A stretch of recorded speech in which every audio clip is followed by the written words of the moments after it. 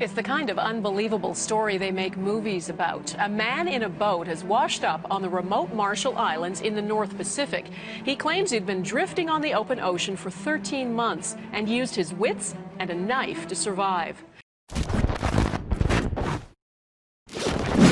নমস্কাৰ মই সুমিদা সমূহ দৰ্শকক মই স্বাগতম জনাইছো কম্পাছৰ মজিয়ালৈ আপোনালোকক শুনাবলৈ লৈছো জীৱন জিন্দাবাদ হিতানৰ দ্বিতীয়টি ঘটনা আমালৈ লিখি পঠিয়াইছে ডেইজি অনুৰঞ্জনাই সাগৰৰ মাজত এখন জাহাজত বৰ্হি জগতৰ পৰা বিচ্ছিন্ন হৈ কোনো খাদ্য পানী নোহোৱাকৈ কিমান দিনলৈ জীয়াই থাকিব পাৰিব আপুনি কল্পনা কৰিব পাৰিবনে এনেকৈ 438 দিন কটাব পাৰিব বুলি কোনো খাদ্য পানী নোহোৱাকৈ কেৱল মনৰ জোৰত জীয়াই থকা এজন মানুহ আচৰিত নহয়নে এই কাহিনী মেক্সিকোৰ এখন চহৰৰ এজন মাছমৰীয়াৰ যি সাগৰৰ মাজত মাছ ধৰি জীৱন নিৰ্বাহ কৰিছিল নাম জৰ্জ সেলভাডোৰ প্ৰতিবাৰৰ দৰে জৰ্জ এইবাৰো ওলাইছিল মাছ ধৰিবলৈ লগত 20 বছৰীয়া সংগী কডুবা যিয়ে নতুনকৈ সাগৰত মাছ ধৰিবলৈ শিকিছিল 2012 চনৰ 18 নৱেম্বৰ তাৰিখে তেওঁলোকে 3 দিনৰ বাবে সাগৰ যাত্ৰা আৰম্ভ কৰিছিল এখন 23 ফুট দীঘল নাওৰে নাওত তেওঁলোকে মাত্ৰ 3 দিনৰ প্ৰয়োজনীয় সামগ্ৰী ভৰাই নিছিল খাদ্য পানী লগতে মাছ ধৰাৰ অন্যান্য সামগ্ৰীও নিছিল যাত্ৰাৰ 2 দিন সম্পূৰ্ণ কৰি তেওঁলোকে ঘৰলৈ ঘূৰিবলৈ লওঁতে সাগৰত আৰম্ভ হ'ল প্ৰচণ্ড ধুমুহা সেই ধুমুহাই তেওঁলোকৰ নাও লক্ষ্যৰ বিপৰীতে লৈ গ'ল তেওঁলোকে ক'ত আছে কলৈ গৈছে হেয়া জনাটো তেওঁলোকৰ বাবে দুৰূহ হৈ পৰিল অন্য কাৰোবাৰ লগত যোগাযোগ কৰিব পৰাকৈ তেওঁলোকৰ ওচৰত একো সুবিধা নাছিল ওচৰে পাজৰে কোনো মানুহ বা অন্য জাহাজ তেওঁলোকে দেখা পোৱা নাছিল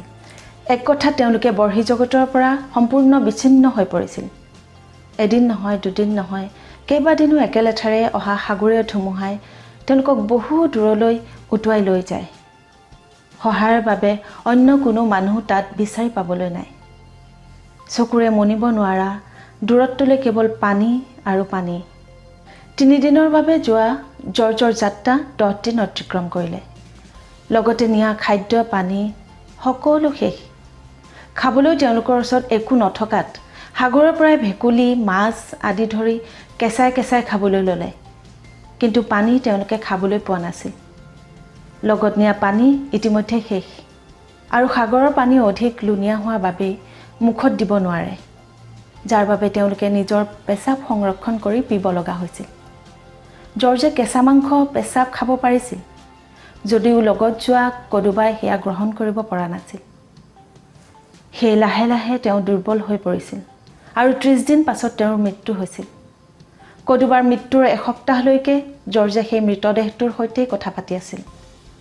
কাৰণ ওচৰে পাজৰে কোনো মানুহ দেখিবলৈ নাছিল জৰ্জৰ ওচৰত বন্ধুৰ মৃতদেহটোৰ বাহিৰে আন কোনোৱে সংগী নাছিল সেয়ে তেওঁ মনটোক সংগ দিবলৈ এই মৃতদেহটোক উৱলি নোযোৱালৈকে তেওঁ লগত ৰাখিছিল গোন্ধাই যোৱা মৃতদেহটোক পেলাই দিয়াৰ পাছত জৰ্জ সম্পূৰ্ণ অকলশৰীয়া হৈ পৰিল শাৰীৰিক আৰু মানসিকভাৱে তেওঁ বৰ দুৰ্বল হৈ পৰিছিল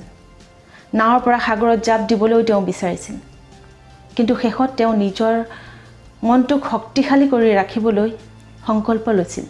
নিজৰ ধনাত্মক চিন্তাধাৰাৰে তেওঁ নিজৰ মন আৰু মগজুক পৰিচালিত কৰিবলৈ বিচাৰিছিল যাৰ বাবে তেওঁ কৰিছিল এক আচৰিত কল্পনা তেওঁ এই কল্পনা কৰি লৈছিল যে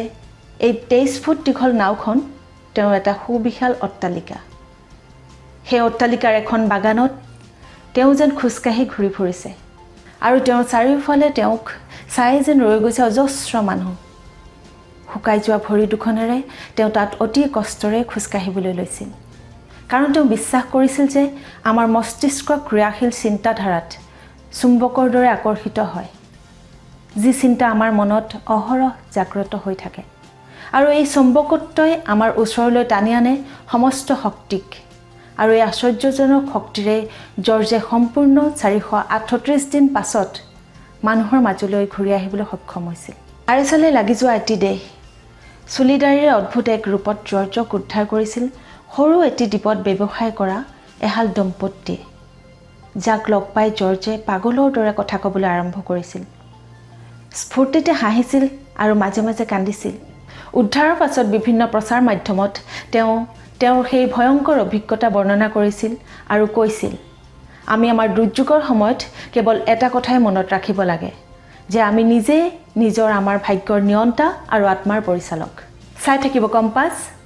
জীৱন জিন্দাবাদ